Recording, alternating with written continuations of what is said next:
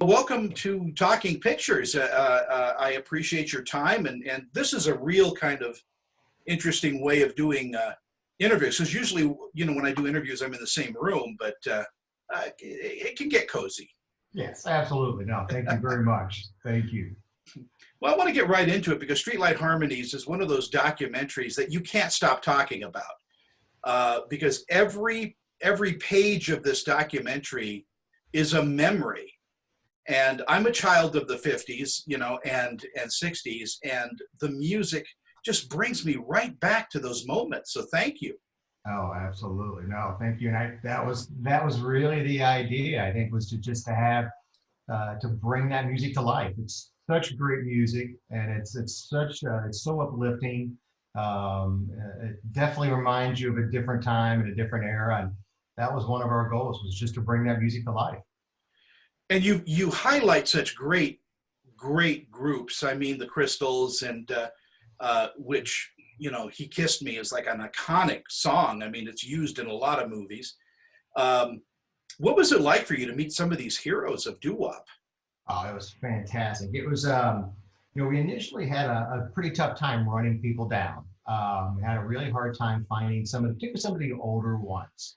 They don't use social media, they don't have email, and most of them aren't performing or touring anymore. So we had a tough time finding them. And then once we found them, we found that, and I've got to give all my credit to our producer, Teresa Page. She was just like a hound dog trying to find all of these, because we wanted to get as many as we could. We wanted to just see how many of these artists we could squeeze into the film, and she ran them all down. And once we found them and got in touch with them, they were all a little bit skeptical. Like, who are you? What is this? As we talk about in the film, they've all had been taken advantage of throughout their careers. And so they were always a little bit skeptical. But then, once you meet them and once we do the interview and you get to know them and you gain their trust, and then they speak to someone else and speak to another one in the interviews, then one of the great satisfactions was actually becoming friends with these artists. So for me, it was amazing. Yeah, to meet these guys and hear their stories and to just sit back and listen was a real treat. For me as well, because I do a lot of showbiz type interviews, but when I talk to musicians, it's almost a different type of interview, because you're talking about their very souls, especially with lyricists, putting that out there constantly. It's kind of unrewarding in a way for a lot of them, because they hear their music, but they're seldom really paid, and they haven't recouped anything.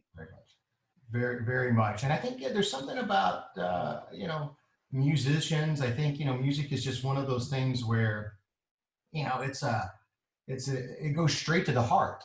It doesn't, it just skips the brain, and it goes straight to the heart. And I think that's one of those things that I think that all these musicians shared, because they still felt that all these years later. They were still very proud of their music, which made me feel good, to know they still felt that way. But yeah, you're absolutely right. It's there's something about it. Do you feel that there's a resurgence of doo-wop music? Are we at the cusp of a resurgence? I'd like to think so. I'd like, there's groups like the Pentatonics, and there's these shows, and the continuation of the boy bands that, we continue to hear, the K-pop and things like that. So I don't know if it's necessarily a resurgence as it is. It's,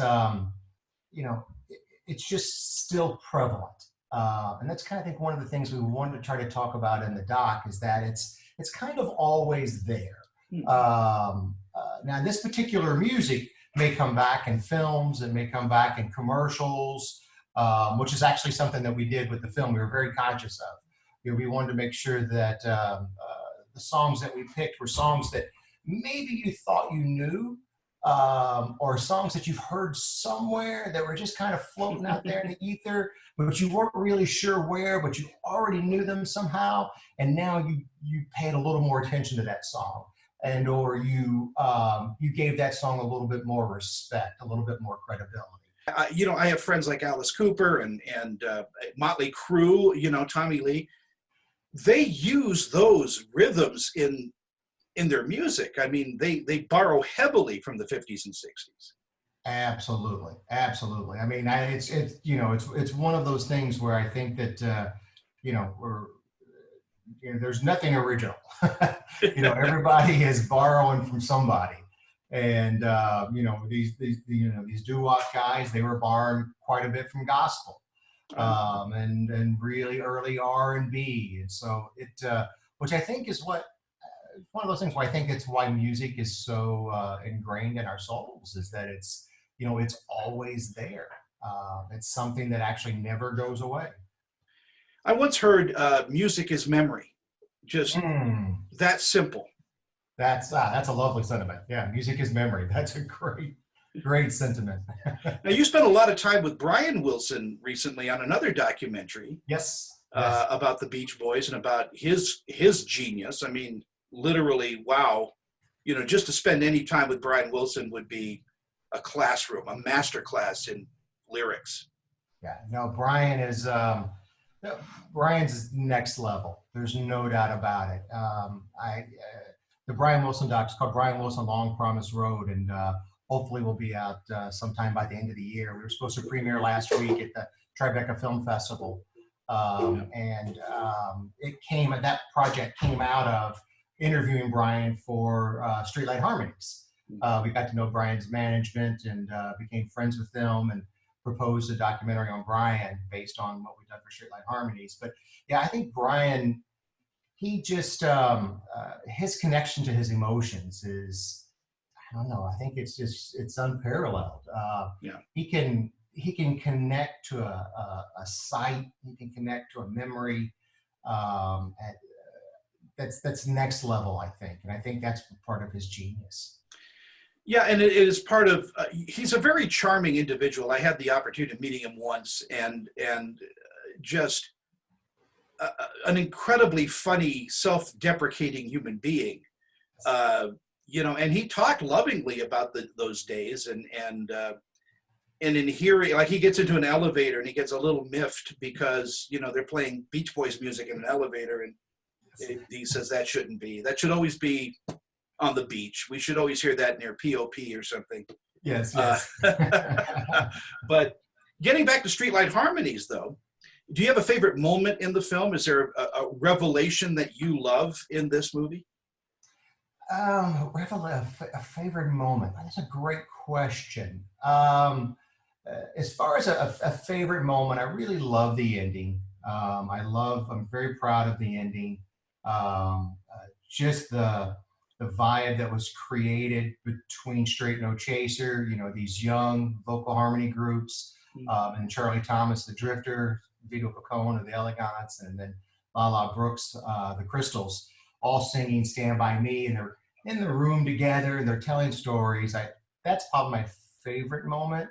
But I think the revelation is, I think no matter how much you read about or see people talking about racial discrimination, when you're with someone and they tell you, you're sitting across from them, you're a few feet away interviewing them, and someone tells you, I was scared for my life, or, I wasn't able to sing to the white audience. I had to turn around and sing to a wall. And you see that hurt in their face. It's different. It's real. It's just much more real than if you were watching it on the news or if you were reading about it in a book. And so I think that was one of the bigger revelations for me. On a note like that, I think all revolution, you get it in music first. You hear the anarchy, you hear the change in music, and then musicians come together and they sing together, black, white, whatever, and things begin to change. 100%, 100%. It is the harbinger for all change. It always has been. I think it always will be. It's art. It's poetry. But it comes from a very raw source, and it's particularly with popular music, I think it's so much more accessible, and I think it's always going to be the harbinger of change. Who are your favorite groups when you were growing up?